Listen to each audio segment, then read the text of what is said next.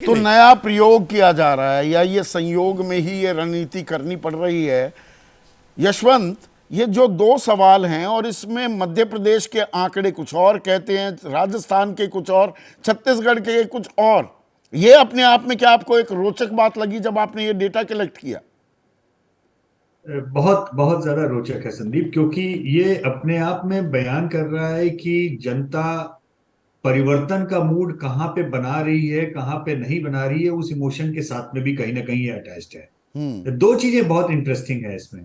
एक तो ये कि जब आप मास्टर स्ट्रोक वाली बात पूछते हैं कि है कि नहीं है, तो जहां पे लोगों को परिवर्तन का माहौल लग रहा है भाजपा की ओर, वहां पे वो उसे हम हाँ में बोल रहे हैं। हाँ। लेकिन परिवर्तन का माहौल जहां पे दूसरी तरफ है, वहां पे लोग कह रहे हैं इससे कोई फर्क नहीं पड़ता, आप चाहे किसी का चेहरा लेके आओ, अगर हमें आपको हराने का मूड बना लिया है तो हम आपको हरा के ही मतलब मध्य प्रदेश क्या ये कह रहा है कि वहां पर बीजेपी संकट में है, मास्टर स्ट्रोक ना मानने वाले 48% हैं, जबकि जी राजस्थान बिल्कुल में ये बिल्कुल ये कहना। 50% हैं। ये दोनों राज्यों की कहानी बयां होती है क्या इसमें, हाँ और ना जी, में? कम से कम राजस्थान और मध्य प्रदेश की कहानी तो उसमें बिल्कुल साफ तौर पे बयान होती है।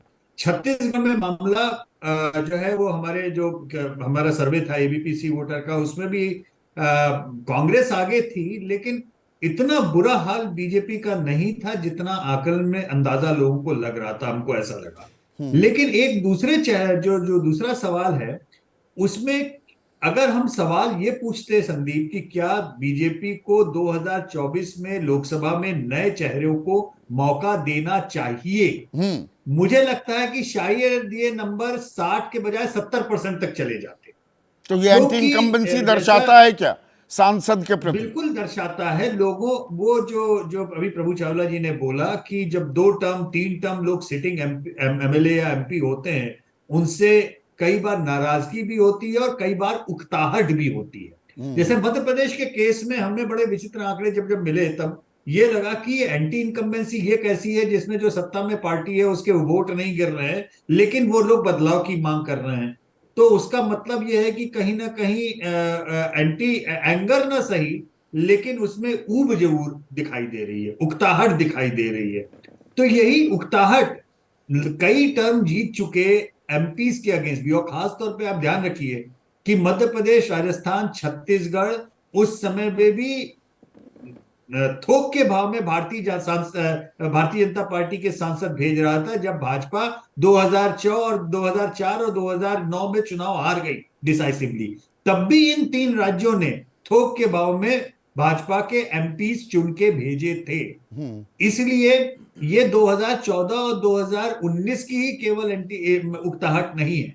आप पाएंगे कि बहुत सारे सांसद ऐसे हैं यहां पर जो शायद 4 टर्म 5वें टर्म पे भी पहुंच रहे हैं। ये उनके खिलाफ पे भी एक तरह से उकताहट है। उकताहट, वो खिलाफ पे नाराजगी बोलिए, उकताहट बोलिए, लेकिन जनता नए वो तो चेहरे वो चाहती शब्द आप सिमेंटिक्स की बात हो गई वजह, लेकिन जो एंटी इनकम्बेंसी यानी कि एक नाराजगी जो आने लगी है, उसी से जुड़ा हमारा तीसरा सवाल था। क्या एमपी में सांसदों को विधानसभा चुनाव में उतारकर बीजेपी ने एंटी इनकम्बेंसी की काट ढूंढ ली है? ये हम खास मध्य प्रदेश के संदर्भ में सवाल पूछ रहे हैं। और हाँ कहने वाले 39%, नहीं कहने वाले 36%, यानी कि काफी बराबर का मामला है। बिल्कुल ठीक कहा।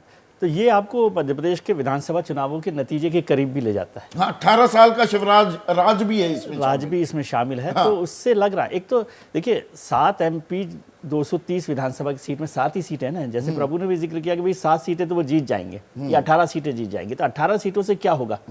और ये अभी 230 में से 7। 136 में 7, अभी कुल मिलाकर जी, 94 लेकिन फिर भी और अभी कोई डिक्लेयर नहीं, होने तो हैं। कुल और भी मिला आ के 10 सकते हैं। समझ लीजिए, इससे ज़्यादा नहीं होगा। कितने एमपी आप लाएंगे हाँ, उसमें, उससे ज़्यादा बड़ा मुद्दा नहीं है। ये साफ है कि विधायकों के खिलाफ एंटी इनकम्बेंसी बहुत ज़्यादा है मध्य प्रदेश में। मध्य प्रदेश भारतीय जनता पार्टी का गढ़ है, इसलिए वहाँ पर अपने ही कार्यकर्ता के जो है अपने विधायकों के खिलाफ खड़ा दिखाई दे रहा है। ये एक बड़ी वजह है भारतीय जनता पार्टी के लिए, बड़ी मुश्किल की बात है, क्योंकि मध्य प्रदेश सबसे मजबूत गढ़ है भारतीय जनता पार्टी का, और वहाँ भी 7 एमपीज को उतारना। और फिर आपने दूसरा सवाल किया कि 2024 में, 2024 का तो मैं बताऊं कि उन्होंने कहा, मतलब पार्टी की जो अंदरूनी राय है वो करीब करीब कि 150 एमपीज के टिकट कटेंगे, नए चेहरे लाए जाएंगे।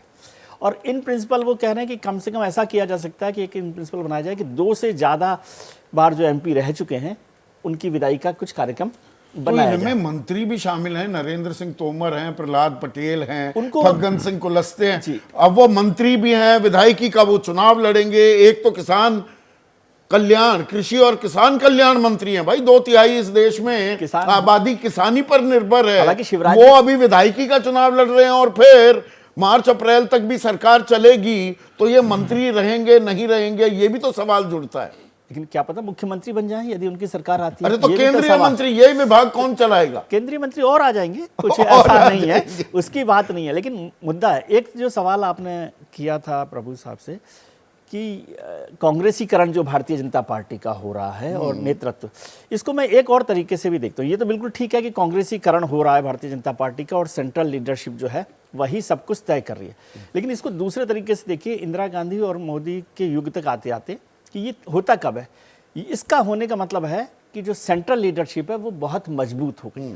बिना मजबूती के आप नहीं कर सकते। करिश्माई नेतृत्व है। करिश्माई नेतृत्व और मजबूत है, आज किसी की हिम्मत नहीं है। तो भारतीय जनता पार्टी में केंद्रीय नेतृत्व कांग्रेस के केंद्रीय नेतृत्व के मुकाबले में बहुत ज़्यादा मजबूत है और कांग्रेस का केंद्रीय नेतृत्व ये हिम्मत नहीं कर सकता। वहाँ जो क्षत्रप नेता हैं वो ज़्यादा मजबूत है। इसका फायदा नुकसान का दूसरा पहलू है कि जो इसका फायदा है वो नहीं हो सकता लॉन्ग टर्म में, यदि आप पर क्षत्रपों यही को कांग्रेस कमजोर करेंगे। कमजोरी में कैप्टन अमरिंदर को हटाकर और चन्नी को पंजाब तो में उसी ले का आती नुकसान है। हुआ ना। हाँ। उसका नुकसान हुआ ना। यही मैं कह रहा हूँ कि क्षत्रपों को यदि आप हटाएंगे, क्षत्रपों पर कॉन्फिडेंस नहीं जाहिर करेंगे, तो लॉन्ग टर्म में बड़ा नुकसान होगा। अभी कितना होता है नहीं हो सकता है चुनाव जीत जाए आप, ये हो सकता है कि ऐसा नहीं है कि वसुंधरा जी को आपने हटा दिया तो चुनाव नहीं जीतेंगे या शिवराज जी को हटाया तो चुनाव नहीं जीतेंगे, हो सकता है जीत जाए। लेकिन लॉन्ग टर्म में संगठन एक में और बड़ा क्षेत्रीय स्तर गैम्बल पर- खेल रही है बीजेपी, सामूहिक नेतृत्व का जामा। वो भाई लोकसभा के लिए तो कहती है, विपक्ष से पूछती है तुम्हारा चेहरा कौन है, यहां चेहरा नहीं बता रही। ये बड़ा जुआ है क्या? बड़ा दांव लगाया जा रहा है।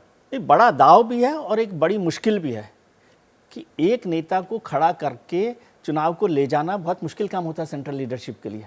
सामूहिक नेतृत्व का मतलब है कि भाई एक जो लीडर था उसके खिलाफ यदि एंटी इनकम्बेंसी है या नाराजगी है तो दूसरा लीडर लाएंगे तो उसके खिलाफ भी खड़ा हो नहीं, सकता है। उसमें पुरानी तो एक सामूहिक वो गांव देहात की एक वो किस्सा है ना कि भाई सबको दूध डालना था कुएं में। हाँ, तो रात को सब पानी डालकर आ गए, तो कोई जिम्मेदारी नहीं लेगा। सामूहिक नेतृत्व है जी, वो संभाल लेगा। नहीं, लेकिन एक ये मौका भी होता है, इसका दूसरा पक्ष ये भी है कि आपके पास मौका, यदि आपने नतीजा कुछ दिखा दिया तो आपको ये मौका मिल सकता है, आपके लिए भी थाली रखी हुई है।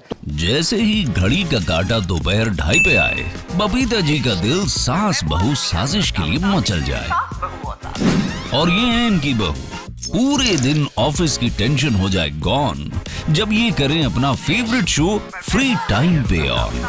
इनकी तरह आप भी देखिए अपना फेवरेट शो अपने टाइम पर और डाउनलोड कीजिए एबीपी लाइव ऐप अपने स्मार्ट टीवी पर।